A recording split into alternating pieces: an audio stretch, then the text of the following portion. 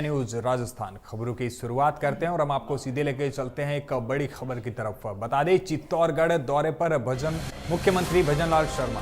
जी हाँ, इस वक्त ये एक बड़ी खबर जो सामने आ रही है। बता दें, भजनलाल शर्मा चित्तौड़गढ़ की मुलाकात में है। भोपाल सागर में 3 सर्कल अनावरण भी करेंगे और वहीं मुख्यमंत्री ने महाराणा प्रताप की प्रतिमा का अनावरण किया। बता दें, पन्नाध्याय और राणा पुंजा की प्रतिमाओं का रिमोट से अनावरण किया गया। सीएम ने 36 कौमों के समाज प्रतिनिधियों से भी मुलाकात की। ये सीएम ने 3 प्रतिमाओं का अनावरण किया है, जिसमें हम आपको बता दें कि ये अनावरण के दौरान चित्तौड़गढ़ दौरे पर मुख्यमंत्री भजनलाल शर्मा गए थे और यहां पर प्रतिमाओं का अनावरण किया गया। भोपाल सागर के प्रताप सर्कल पर 3 प्रतिमाओं का अनावरण किया गया। बता दें, मुख्यमंत्री ने महाराणा प्रताप की प्रतिमा का अनावरण किया, साथ ही पन्नाध्याय और राणा पुंजा की प्रतिमाओं का रिमोट से अनावरण किया। सीएम ने 36 कौमों के समाज प्रतिनिधियों से मुलाकात भी की।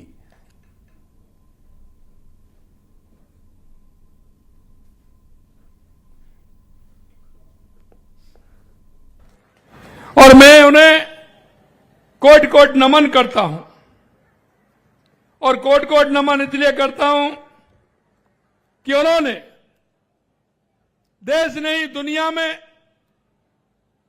अगर कोई नाम है तो वो महाराणा प्रताप का नाम है। महाराणा प्रताप का जब हम नाम लेते हैं तो निश्चित रूप से शरीर के अंदर एक जो ऊर्जा और उमंग आती है वो भी कोई कम नहीं है। यहां उपस्थित सभी अतिथिगण और महानुभावों को और बहनों को यही कहना चाहता हूं कि हम सभी सौभाग्यशाली हैं, क्योंकि यह राजस्थान महाराणा प्रताप के नाम से जाना जाता है। और आपने देखा होगा, यह शक्ति और भक्ति की धरती है। मेरे लिए सौभाग्य की बात है कि आज मुझे मेवाड़ की इस गौरवशाली धरा को की पर 3 महान विभूतियों वीर शिरोमणि महाराणा प्रताप, अद्वितीय बलिदान की प्रतिमूर्ति मां पन्नाधाय और वीर योद्धा राणा पूंजा की प्रतिमाओं को अनावरण का अवसर प्राप्त हुआ है। आज का दिन निश्चित रूप से स्वर्णिम अक्षरों में लिखा जाएगा, क्योंकि ये वो प्रतिमूर्ति हैं जिन्होंने राष्ट्र के लिए, देश के लिए, जनता के लिए जो काम किया है वो अमिट है।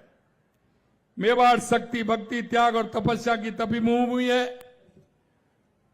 यह वो धरती है जिसका कण कण वीरता की गाथाएं गाता है। ऐसी भूमि पर आकर मुझे अत्यंत गौरव की अनुभूति हो रही है।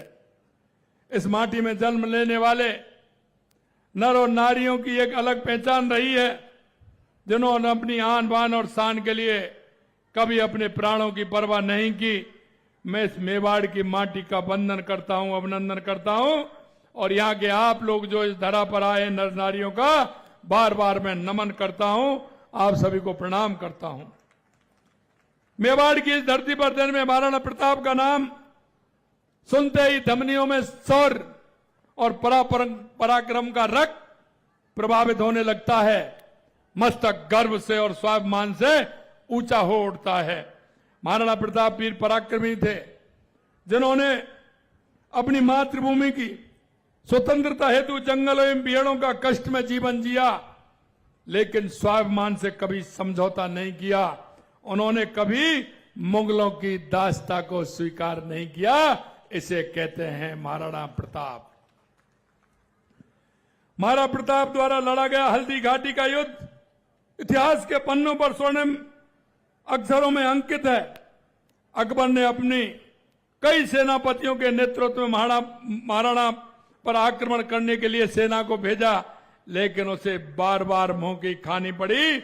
जिन सेनापतियों को अकबर ने महाराणा प्रताप पर आक्रमण करने के लिए भेजा था, उन्होंने खुद प्रताप के जज्बे की प्रशंसा की है।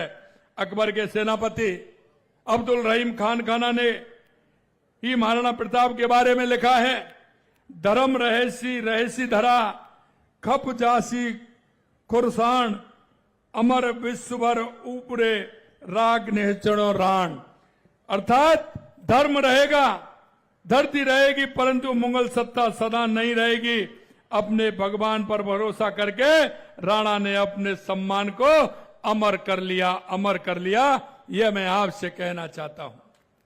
महाराणा प्रताप केवल एक योद्धा ही नहीं थे, अब तो एक आदर्श थे, एक प्रेरणा थे।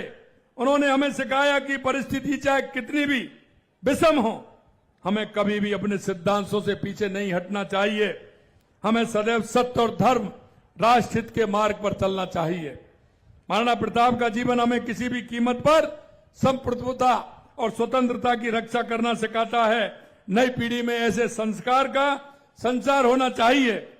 मैं आपसे ये कहना चाहता हूं कि महाराणा प्रताप के जीवन से, आज उनका जन्मदिन है, उनके जो उन्होंने काम किया है उससे हमें प्रेरणा लेनी चाहिए और आने वाली पीढ़ी को हमें बताना चाहिए कि हमारे महापुरुष कैसे थे, उन्होंने किस तरह से लोहा लिया और लोहा लेकर के हमारे राष्ट्र का मान रखने का काम किया और आने वाली पीढ़ी को जो सम्मान देने का काम किया।